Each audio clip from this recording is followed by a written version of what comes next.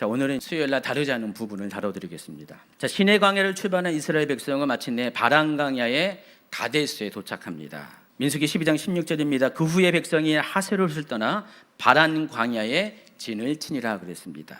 바란 광야에 있는 특정한 장소가 있는데 민수기 13장에 보면 그곳이 가데스 바네아라고 설명을 합니다. 바란 광야에 있는 가데스라는 도시를 가리킵니다. 가데스는 가나안 땅으로 들어가는 경계에 위치한 곳입니다. 이곳을 통과하면 곧바로 가나안 땅으로 진입할 수가 있어요.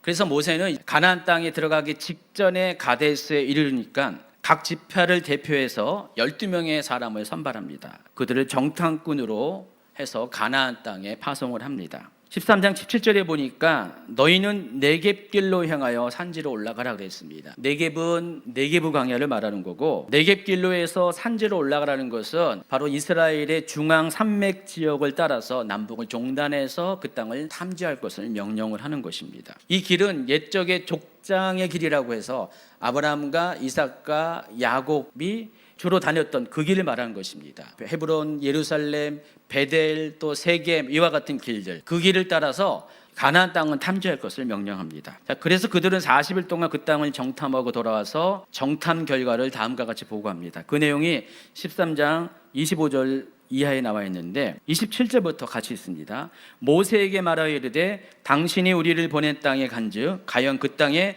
젖과 꿀이 흐르는데 이것은 그 땅의 과일이니이다.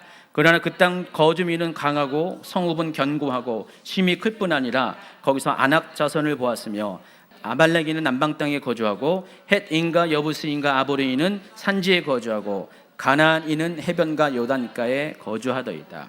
모세는 3가지의 명령을 했거든요. 그 명령한 대로 충실하게 그 땅에 대한 모든 조사를 마치고 이와 같은 보고를 합니다. 자, 이어지는 30절부터는 이 보고를 근거해서 정탐에 참여한 이들이 정탐 결과를 평가하는 내용이 기록되어 있습니다. 자, 그런데 정탐꾼들은 상반된 2가지의 평가를 내립니다. 먼저 이 갈렙과 여호수아입니다.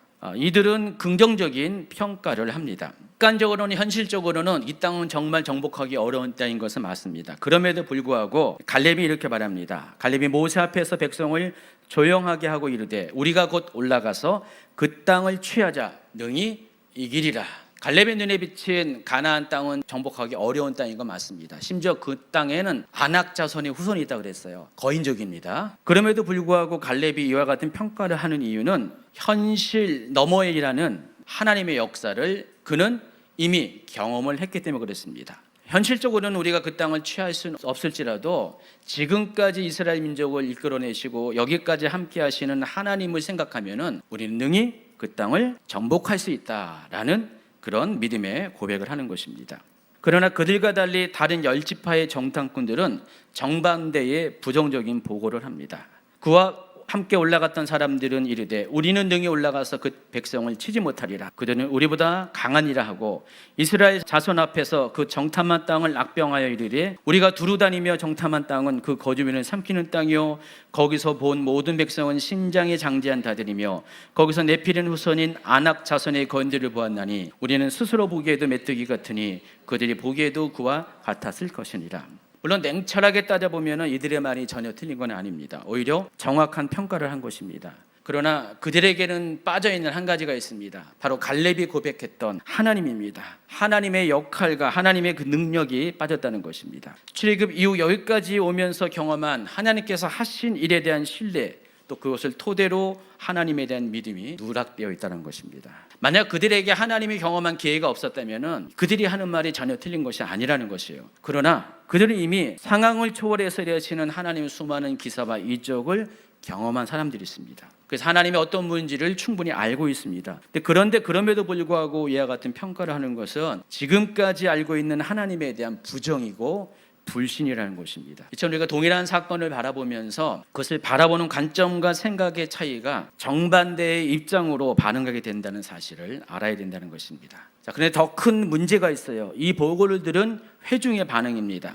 보고를 들은 회중은 밤새도록 통곡하며 모세와 아론을 원망합니다. 이집트로 다시 돌아갈 것을 외치고요. 심지어 지금까지 자신들을 이끈 모세와 아론을 돌로 치려 합니다. 14장에 그 이야기가 나와 있습니다.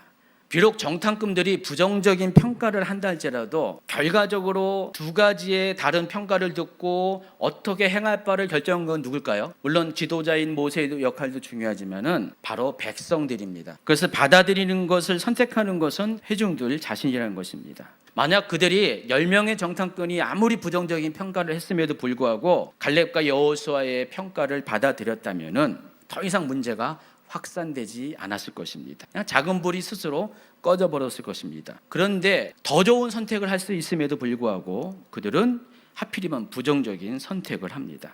우리가 삶의 현장에서도 그렇고요. 또 교회 안에서도 특히 저는 이제 목회를 하면서 목회 현장에서 무엇을 결정할 때는 늘 언제나 이와 같은 두 가지 이야기들이 항상 있어요. 현실과 믿음 사이에서 선택을 요구하는 상황들이 매번 발생하게 됩니다. 여러분, 교회는요, 믿음의 선택이 아니고서는 할 수 있는 것이 그렇게 많지 않은 공동체입니다. 일반 사회는요, 일반 회사는요, 굳이 믿음이 없어도 어떻게 돼요. 그러나 교회는 믿음이 없으면 하지 못하는 일들이 상대적으로 더 많은 곳입니다. 그래서 어떤 사람들은 현실의 상황과 그것에 맞춰서 합리적인 대응을 할 것을 주문합니다. 목사님, 우리 냉철하게 생각해야 돼요. 합리적으로 생각해야 돼요 하면서 이건 이렇게 해야 됩니다 라고 말하는 분들이 있어요. 또 어떤 사람은 반대예요. 그냥 앞도 뒤도 안 보고요, 무조건 하면 돼요, 믿음이면 돼요 라고 주장하는 분도 더러 있습니다. 또 같은 사람임에도 어떤 때는 합리적인 생각으로 판단할 때도 있고 어떤 상황에서는 믿음으로 판단할 때가 있습니다. 그래서 사람과 사람 사이에 서로 다른 이런 태도가 존재하고 같은 사람 안에서도 상황에 따라서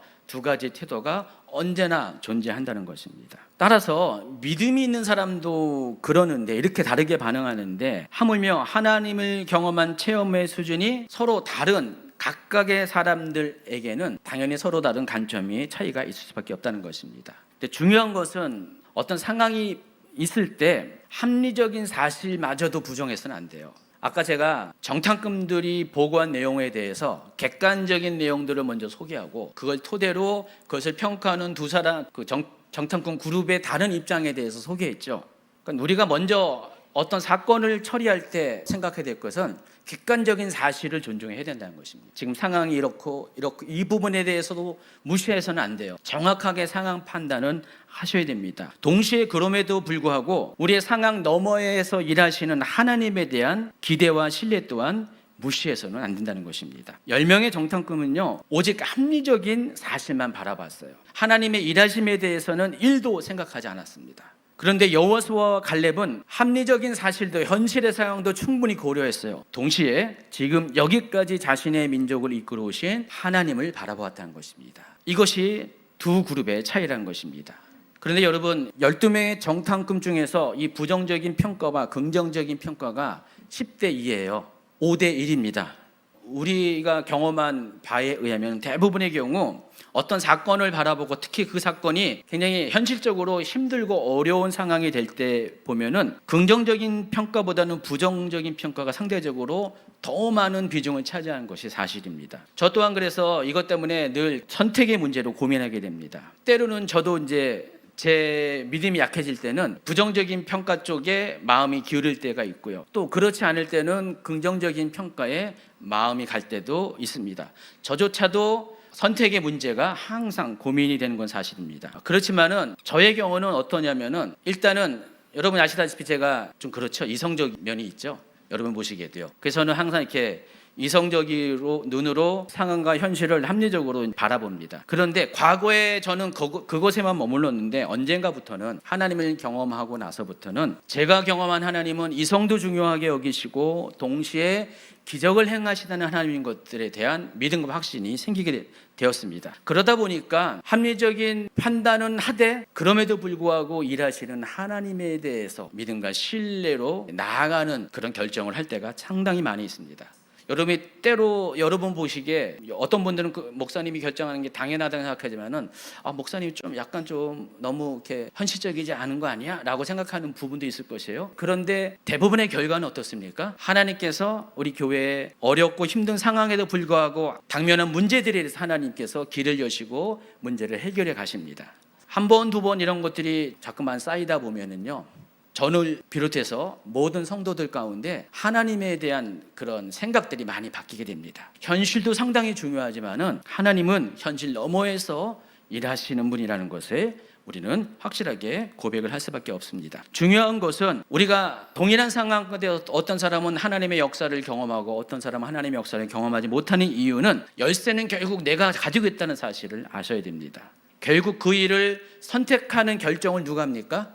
그러니까 이스라엘 회중이 했다는 것입니다. 모세도 아니었고 회중이 했다는 것이에요. 그래서 저는 그런 선택의 과정 속에 매일매일 순간을, 여러분 아시죠? 두더지 게임 하잖아요. 두더지가 막 올라오면 망치로 내리치는 것.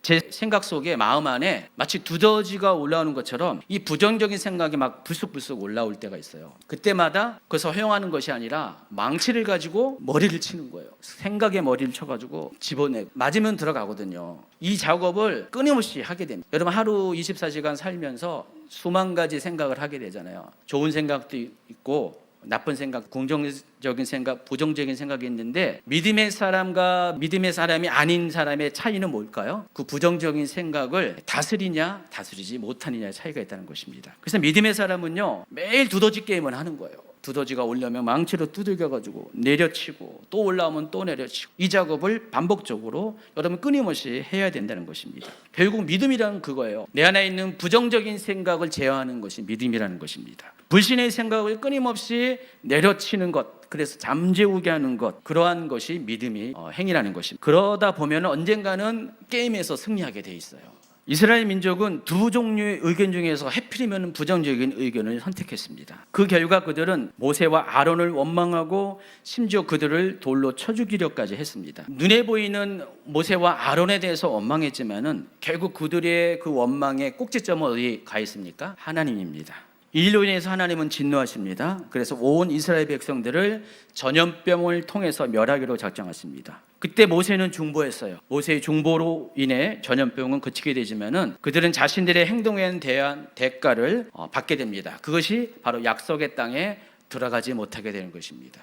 바로 출발하고 얼마 안 됐어요. 지금 달 가까운 시기 안에 인구조사를 했거든요. 근데 인구조사를 할 때 20세 이상으로 싸움에 나갈 남자를 수를 카운트해가지고 60만 3,550명이 개수가 되었는데 그 사람 모두 여호수아와 갈렙 빼고는 약속의 땅에 들어가지 못한다고 선언을 하셨다는 것입니다.